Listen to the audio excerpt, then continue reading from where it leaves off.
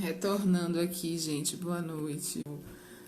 Oi, eu sou uma péssima condutora de live. Eu acho que eu vou chegar a essa constatação, porque eu me empolgo com a fala dos convidados e eu não reparo que a live vai cair e eu esqueço de informar aos convidados que a live vai cair. Mas eu retomo, eu sempre digo que a live dos GELPS, elas têm mais ou menos uma hora e meia, porque também os nossos pesquisadores, eles reclamam de lives muito longas, né? Porque as lives, elas têm um custo para as pessoas. Mas a gente chama novamente Valdec para a gente continuar o nosso bate-papo por mais uns 20 minutos.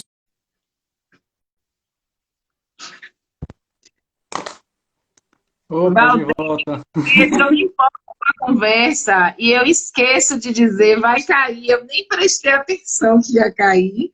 Enfim, me desculpe. E se puder retomar de onde você estava, eu lhe agradeço. Ah, sim. A editora Galinha Pulando, como eu já estava no movimento de publicação de antologias, aí me envolvi também com os trabalhos do Sarau da Onça, a gente acabou se inscrevendo em editais e lançamos 3 antologias através de editais do Sarau da Onça, né? Aqui foi o primeiro. Diferencial da favela, né? Esse foi o segundo, Sim, e aqui o terceiro, é o mais novo, é o que você fez parte da seleção do trabalho, né? foi. Prefaciei esse também. Aí teve o livro do Sandro Sussuarana, que é Sim. Versos sobre Mim, o livro solo dele. E teve o livro A Poesia Cria Asas, do Grupo Ágape. Esse livro, o primeiro livro do Salão da Onça, a gente conseguiu lançar no Salão do Livro de Genebra, na Suíça, e na Bienal de São Paulo. E deu repercussão, né? Tanto para o Sarau, como para mim, como para a editora. Tenho muito orgulho desse livrinho aqui, ó, que Evanilson Alves Fundamental, livro. organizou com Fale as aí meninas, dele. com as meninas lá da Casa Feminina. Evanilson Alves, ele faz um trabalho maravilhoso dentro da Casa Feminina. Aqui ele estava em Salvador, no Beiru, onde fazia oficina literária. E aí, inclusive eu fui, algumas pessoas foram também participar de alguns eventos lá dentro. E depois as meninas foram convidadas para participar de uma batalha de slam lá no Sarau da Onça. Elas ganharam a edição do slam. E Sim. aí tava a tia do Sandro Sussuarana, estava lá na plateia. E eu tava, ela olhou para mim e falou assim, porque eu tava pensando em falar assim, vamos lançar um livro delas, né? Aí eu acho que ela captou a mensagem, olhou para mim e falou assim, vamos lançar um livro delas? Eu falei, vamos. E aí Evanilson pegou os poemas da Fundação Cultural, a Fundação Casa, fez a seleção, fez a capa, não sei o quê, foi maravilhoso, foi um trabalho assim que deu é um fôlego para a gente, porque o livro, como eu falei mais cedo, em relação ao mercado, tem essa parte de você ganhar o dinheiro, né? Mas também tem a outra parte de você ganhar a cidadania, de você ganhar a liberdade, de você ganhar, é, sei lá, protagonizar a sua vida, de você ter autoestima. Então esse livro das meninas da casa foi um dos que deu a gente. Então, como todos os outros do Sarau da Onça, e do Sandro e do Agape, que nos deu essa coisa a mais, né? Esse plus que a gente procura. Eu E tive a oportunidade de estar na casa com o Evanilson, né? Na parte das meninas. E realmente a gente via como Paulo César, meu marido, esteve também. A gente foi júri de um desses slams. E a gente via como a força do que elas escreviam merecia mesmo sair dos muros da casa, né? E o livro hum, propicia essa possibilidade, né? é. Muito bom esse trabalho. Eu acho que essa questão da literatura, você falou mais cedo aí sobre alguns que são considerados, né? Só alguns que podem ser considerados, que se dizem, né? Eu acho que a gente tem que quebrar essas barreiras todas, democratizar, porque cada um é que vai dizer Quem quiser dizer que então você tem que aceitar essa identidade. Se a pessoa diz que ela é escritora, que ela é poeta, se ela está afirmando, a gente tem que abraçar, incentivar. Para mim não tem essa questão de um livro ou 200 livros publicados. Se você tem um poema numa antologia ou se você lançou uma obra em alemão e grego. Para mim, o peso é o mesmo. Cada um ali, cada um de nós está dando o máximo de si dentro daquilo que a gente está naquele estágio, naquele momento. Então, para mim, Uhum. quanto mais democratizar, melhor. Esse livro aqui, o penúltimo lançado pela Galinha Sim. Pulando, é o Poéticas Periféricas, que tem aqui 102 poetas e mais trabalho artístico do Marcos Paulo, do Sarau do Jaca, e de Alisson Chaplin, do coletivo A Pombagem. Ainda tem aqui o trabalho de correção ortográfica de Zion, e tem prefácio de Geilson dos Reis, de Dai Borges, tem um texto de Orelha de Tiamar, e assim, é um trabalho que a gente realizou com muito carinho e que deu também esse conforto que a gente quer que dê para a gente, além de vender o livro e receber o dinheiro, esse conforto a mais de você se sentir cidadão, de você se sentir parte de uma comunidade, ser reconhecido, né? Se o livro for, se o livro impresso for uma dessas formas de reconhecer, que seja, né? Não só o livro, mas se é possível e a pessoa deseja que seja. E o E o Poéticas último, Periféricas, só dizendo, também gerou uma outra coisa que para nós do GELPS foi fundamental, que foi aquele lançamento durante a Flipelô, se eu não me engano, de 2018, né? Não foi isso? foi Naquele exatamente. espaço ligado às poéticas periféricas, e para nós, para mim especialmente, no dia do lançamento, ouvir aquela juventude nos deu um norte, porque eles referenciaram bastante alguns poetas que depois viraram escritores pesquisados pelo grupo. Então você vê que quanta ramificação tem um trabalho como esse, né? É, mas desculpe, continue aí apresentando. E o último foi o livro do Hilton Júnior, que é o poeta com pé de preto, que é a poesia é o alimento para quem tem fome de conhecimento, que está aí circulando e gerando. Essa arte aqui é do Marcos Paulo, lá do Sala do Jaca. Tem um prefácio de Marcos Paulo e um prefácio da Luz Marques, que é poeta e escritora. Enfim, e eu acho que a gente tem assim, como eu falei no início, eu sou uma parte dessa cena, né? Se é que eu posso me incluir nela. Tem muito mais gente, muito mais grupos, a própria dissertação de mestrado da Vandelma Silva, lá na UNEB de Alagoinhas, que faz a crítica sobre esse financiamento público de editais, se esse dinheiro chega ou não chega. O GELPS, né, que vem fazendo esse trabalho maravilhoso de estudo científico, literário, cultural, que tem muito amor envolvido aí, além da questão técnica e, e de teorias, né?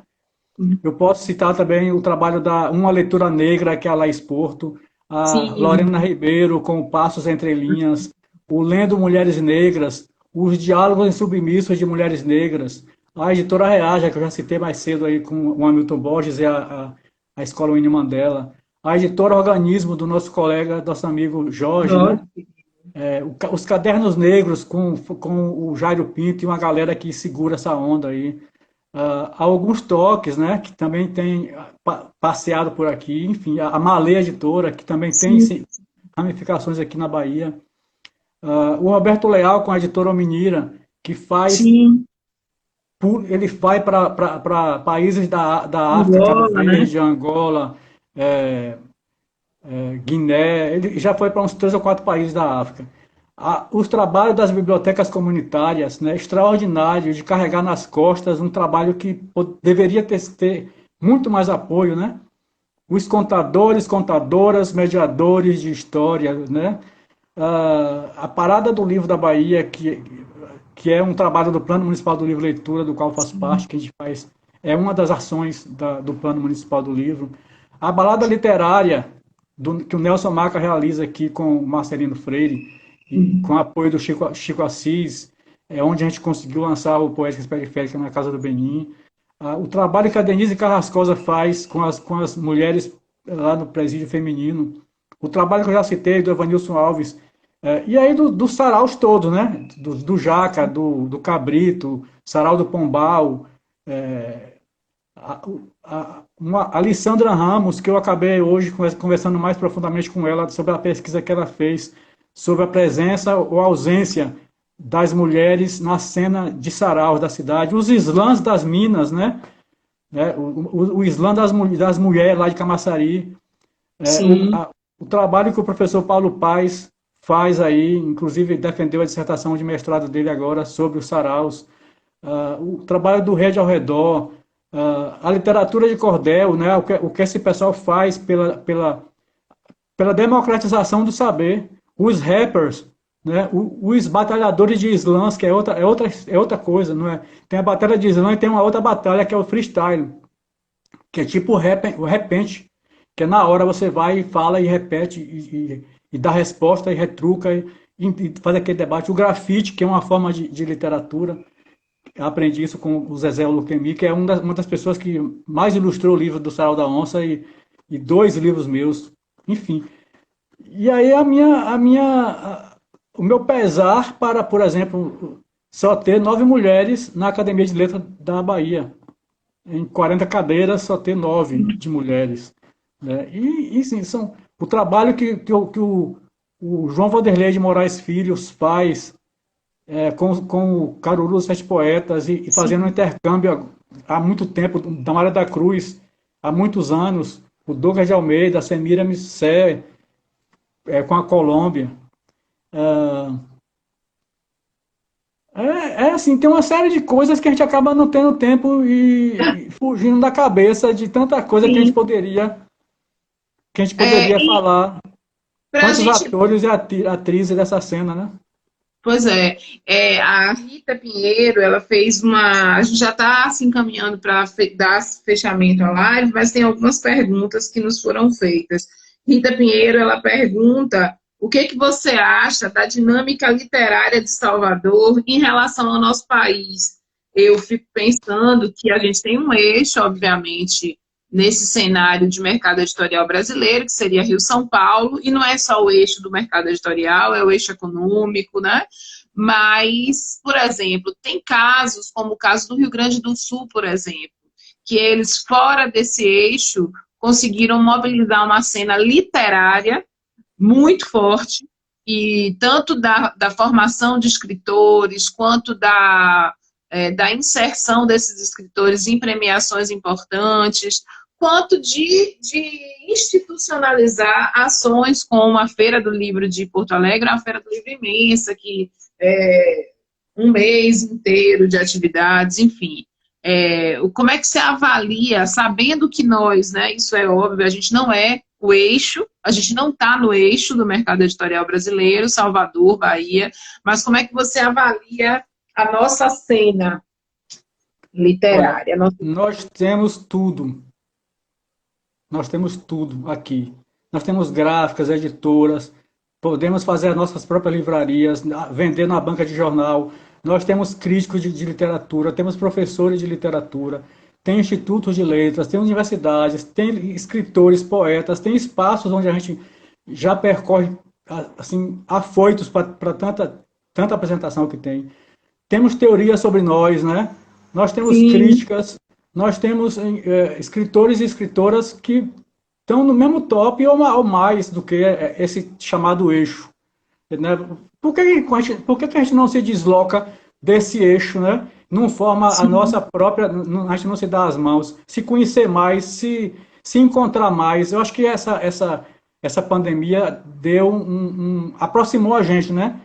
sim, Distanciou fisicamente, mas deu para a gente pensar também em se encontrar mais e em se valorizar mais, perceber mais o ouro que nós temos nas mãos. Nós tínhamos aqui até 2013 a Bienal Internacional do Livro da Bahia, que era o governo do estado que financiava. E eu não sei o valor, vamos botar aí R$ 100 o valor total de investimento na Bienal do Livro da Bahia. E aí uma empresa francesa que faz também a Bienal do Livro do Rio de Janeiro ganhou a licitação para ficar aí a vida inteira fazendo a Bienal do Livro da Bahia.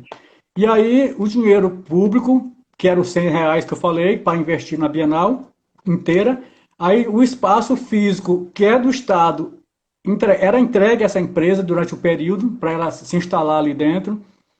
Se o escritor, que eu participei 2 vezes com banca lá dentro, quisesse expor, tinha que pagar 1 metro quadrado e não podia escolher aonde, em que espaço, porque tinha ali valores vendidos a peso de ouro para editoras grandes, onde tinha a entrada da imprensa, onde tinha os pontos mais importantes, né? O chamado espaço nobre. Se você quisesse botar o carro lá dentro, tinha que pagar. Enfim, em 2013 a Bienal parou de acontecer. E foi a primeira vez que a gente da cena literária da periferia e dos chamados editores independentes conseguimos entrar com um pavilhão imenso para a gente. Foi uma luta, uma guerra de bastidor, a gente conseguiu. E aí foi a União Baiana de Escritores, foram os poetas, os saraus, foram poetas independentes, conseguimos esse espaço lá. Aí a Bienal parou de acontecer. E aí o dinheiro que iria para a Bienal foi para onde? Né? Não sei, o espaço que tinha entre a Bienal e a Flica, e a primeira edição da Flica, não sei que foi. Mas passou até agora a Flica, passou a ser a primeira e maior e única feira literária da Bahia, né? Importantíssimo. Somente anos depois que a Flica já estava sedimentada, foi que se conseguiu, também com muita luta, colocar uma mulher negra ali, né? Num espaço que é financiado por nós, né? Fomentado, investido por... Eu acho que todo mundo teria que ter pelo menos o direito enfim, são várias histórias. O ano passado, se eu não me engano, isso no Estado, o ano passado, se eu não me engano, a Fundação Gregório de Matos, do município, patrocinou um evento chamado Mostra Literária de Salvador. E aí foi uma outra guerra de bastidores que tem detalhes que não dá para ir muito É uma outra live, né, é uma outra live. Algumas coisas não dá para falar. Para colocar na programação essa, entre aspas, mostra de Salvador, que não tinha, né, representativa de várias produções. Enfim, é um negócio que a gente tem na mão, um passaporte, né, para a minha literatura, a arte da palavra, é um passaporte para várias coisas, para ser professor, pesquisador, jornalista, escritor, crítico de arte, enfim. Nós temos tudo aqui e a gente fica parecendo que precisa que alguém diga para a gente ou que mostre os caminhos que já estão todos aí, feitos por várias pessoas. Agora, eu acho, Valdec, que, de novo, hoje parece que eu estou fazendo toda uma rasgação de seda para Valdec, mas eu vou dizer de uma experiência que eu tive. A Fundação Pedro Calmon chamou nós, do programa de pós-graduação em que eu atuo, na UNEB, uma representação nossa para participar do Comitê ProLer, que sempre foi um comitê fundamental, uma iniciativa federal, inclusive, enfim. E meu nome foi indicado porque eu sou a pessoa que trabalho lá com formação de leitor, com formação de leitor literário. Quando eu chego no Comitê ProLer, de fato, a Fundação Pedro Calmon tinha chamado todo mundo da leitura literária, da leitura e literatura em Salvador, certo? E muitas vezes eu entendia que o Estado estava querendo inventar a roda. Quando todo mundo já estava fazendo coisas muito incríveis, todo mundo já estava fazendo coisas muito bacanas. Eu estou só dizendo que eu acredito piamente no que você está dizendo, que é o seguinte, tem muitas ações incríveis, tem muitas pessoas potentes, tem muitos escritores e escritoras, a gente tem um monte de coisa acontecendo, mas essas coisas que estão acontecendo, elas precisam criar uma rede. Que é isso, talvez, que eu falo na minha leitura, se tem alguém do ProLer aí, se pronuncie, mas na minha leitura, por isso que o ProLer não funcionou, porque o Estado, ele não estava à disposição e não vai fazer essa rede. essa rede, ele não vai fazer. O Estado quer criar a pólvora. E quem tem que fazer a rede somos nós. Então, quando eu felicito de forma excessiva a uma pessoa como você, Valdec, é porque você não está falando do seu projeto, né? Você se vê como um instrumento fundamental nessa engrenagem, né?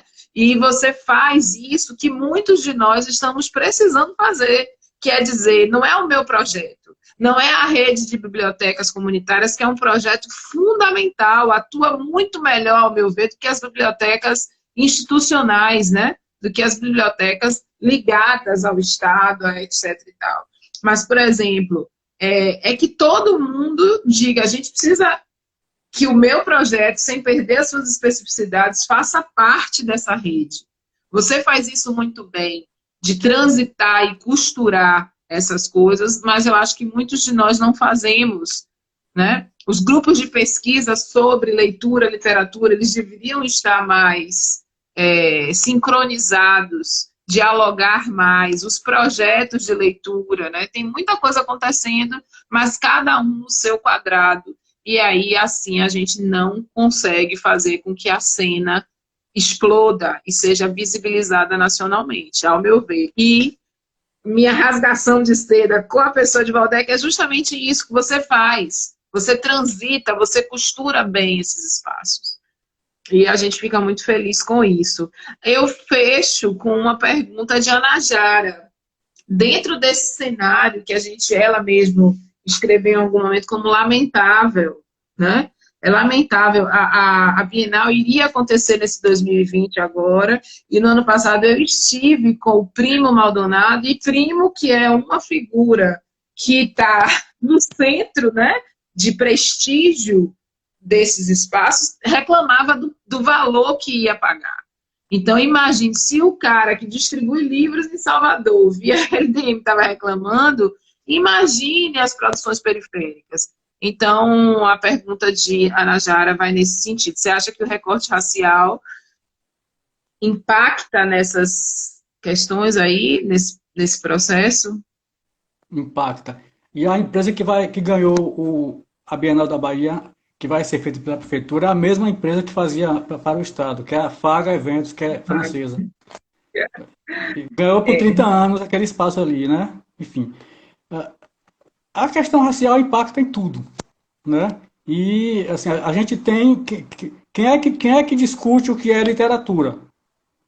Quem é que discute o currículo escolar, né? Que está tudo ligado com a palavra, com o poder da palavra, quem é que narra, né? Quem é que tem o direito de falar nas TVs e nos grandes jornais da Bahia e nos grandes sites, né? Porque a internet também democratiza, mas democratiza é assim, o sarau do canto, cada um no seu canto.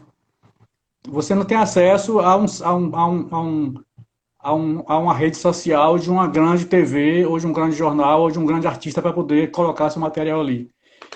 Quem é que debate as leis de cultura, quem é que debate as leis de educação e a interface entre essas duas ações, né, essas duas secretarias?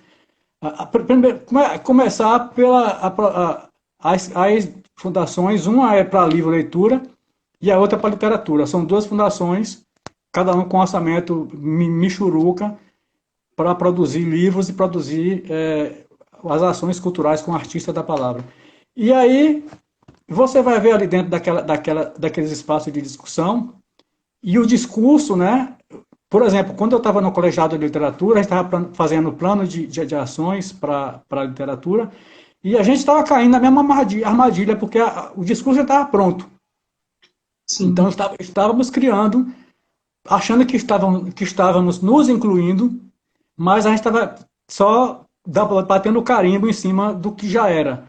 E a denominação era escritor baiano. Ações não sei o que para escritor baiano. Para escritor baiano. Então, num determinado momento, estava repetido demais essa palavra no plano. Eu fui fazer uma leitura. Eu, como presidente, tinha que fazer uma leitura para poder rebater na hora das reuniões. E aí eu propus uma outra nomenclatura. E ficamos tem que ser escritor, tem que ser produtor de literatura. O que é que a palavra vai ser? Virou artista da palavra. Aí, entre parênteses, todas as nomenclaturas. Quem debate, quem discute, quem promove, quem investe, quem está nas comissões de seleção, são os mesmos da cena que se diz, né, os escolhidos, as pessoas dos pedestais, as pessoas que já têm um discurso pronto, que reconhecem aquela fala, reconhecem aquela narrativa. E aí você chega com uma fala faltando um R, ou com uma gíria, aí ficam perguntando o que é isso, o que é que você quer dizer com isso? Não entendem, né? Faz de conta que não entendem. Então, a questão racial está aí, a questão do acesso, a questão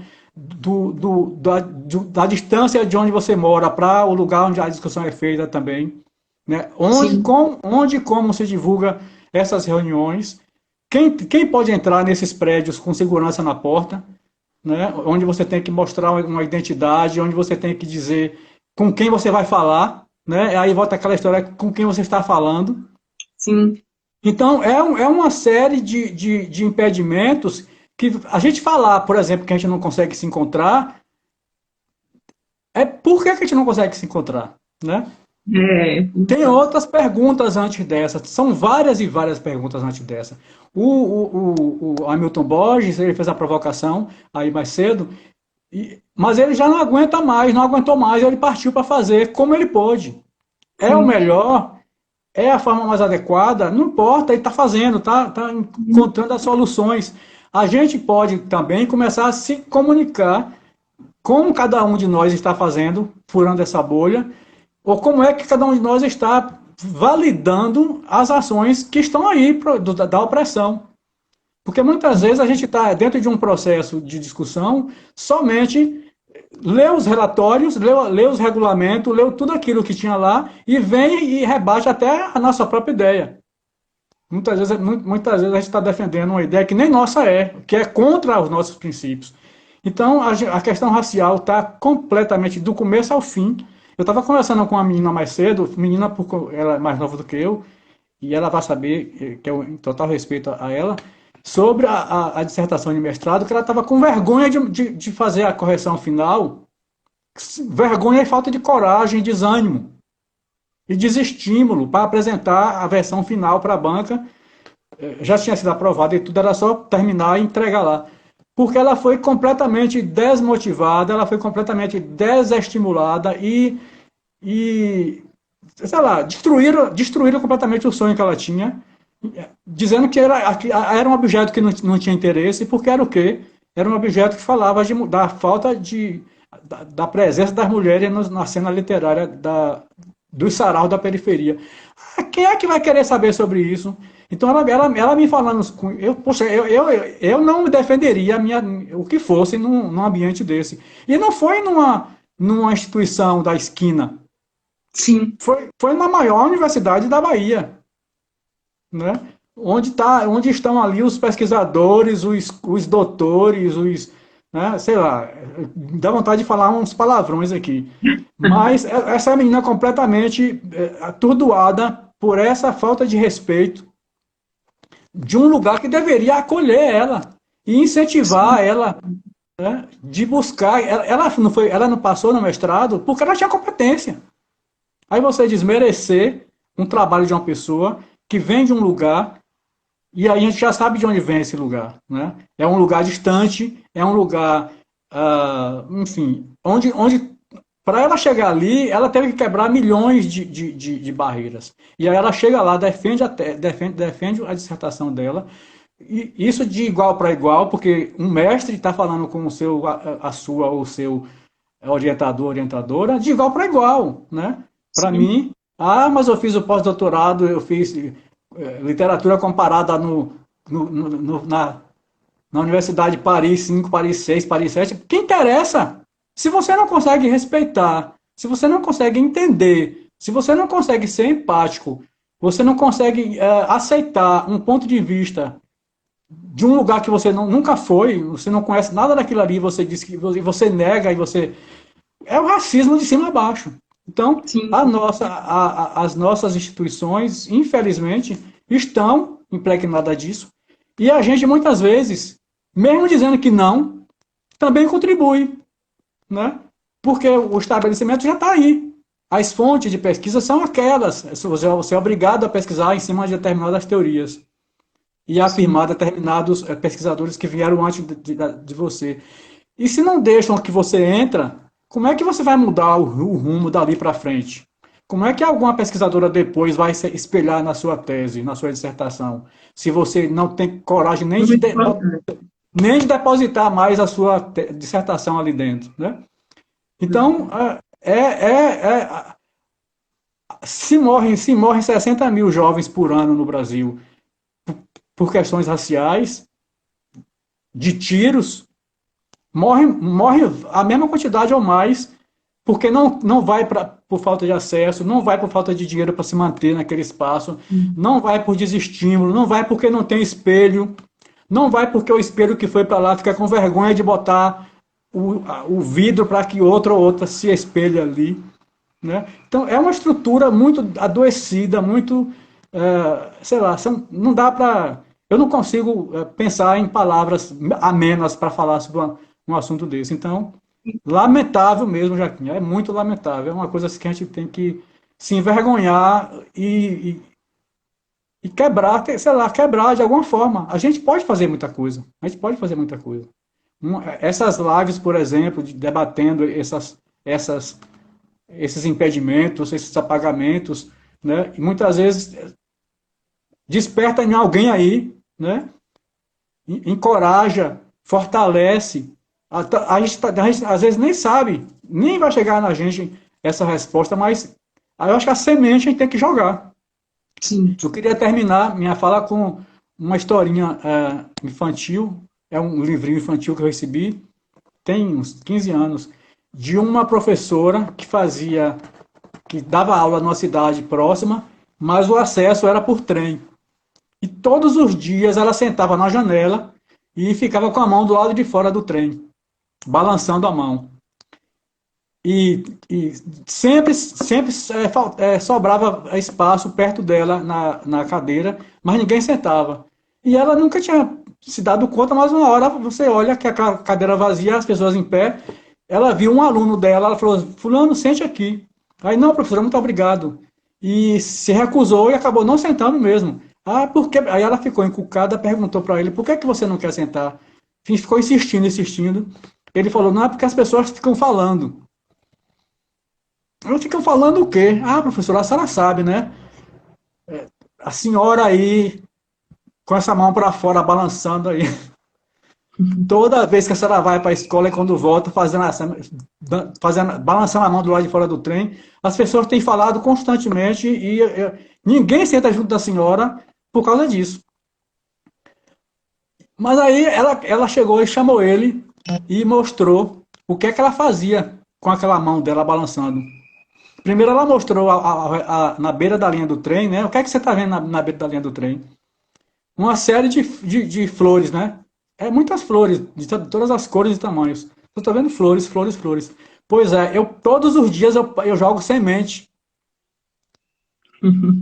Então vai ter sempre gente para te jogar pedra, vai ter sempre gente para dizer que você está fazendo um trabalho egocentrista, que você está se aproximando desse grupo para se aproveitar, que você não faz nada, que você é um canastrão, que você é uma mentirosa, que você é isso, que você é aquilo.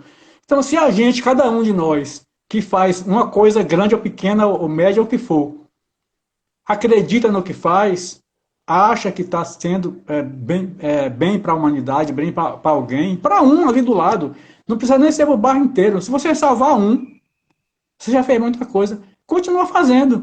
E se conseguir fazer essa rede que você fala, de se dar as mãos e não ficar sobrepondo ações, e de não ficar gastando energia à toa. À toa quer dizer que poderia ser feita com menos energia, com menos força, com menos trabalho, que a gente consiga e que a gente possa repercutir e fazer com que que o eixo da literatura seja aqui na Bahia, seja aqui em Salvador, seja lá na Soronha, seja lá no Alto do Cabrito, seja lá no Beco do Careca, lá em Paripe, enfim. Seja dentro da sua casa. Muito bom, Valdec, lhe ouvir hoje. Muito bom mesmo, assim. Acho que abre muitas frentes de reflexão sobre literatura, sobre mercado, sobre as nossas possibilidades, né, de contribuição com essa cena e de transformar a literatura escrita em espaços periféricos, negros, na Bahia, como o nosso eixo. Eu agradeço a você por essa live maravilhosa, que a gente não viu o tempo passar, por esse bate-papo e por tudo que você tem feito com a sua escrita e também com a sua mobilização na cena literária baiana, viu? Muito, muito obrigada. O Gelpis lhe espera. A gente está terminando a pesquisa do Contemporâneos e como seu livro está lá com a gente, provavelmente a gente vai fazer esse diálogo. Então, muito, muito obrigada, querido.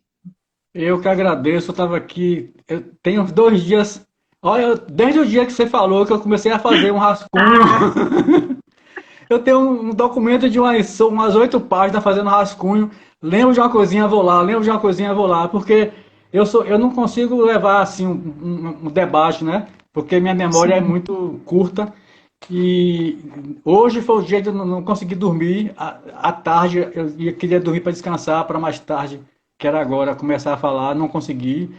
E, enfim, mas a gente conseguiu chegar aqui. Eu que agradeço muito, muito, muito, muito. E desculpe a todos e todas que eu não consegui acompanhar os comentários aí para poder Sim, eu fico também, responder. né?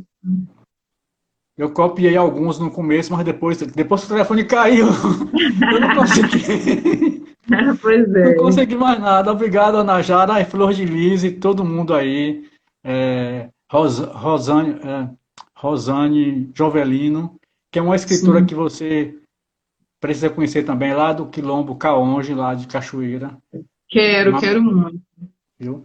E o Hilton Júnior, enfim. Sim, eu conheço o trabalho do Hilton e gosto bastante. A Rosane estava aqui na live, está aqui na Ela, live? ela entrou aí, ela entrou aí. Ah, certo.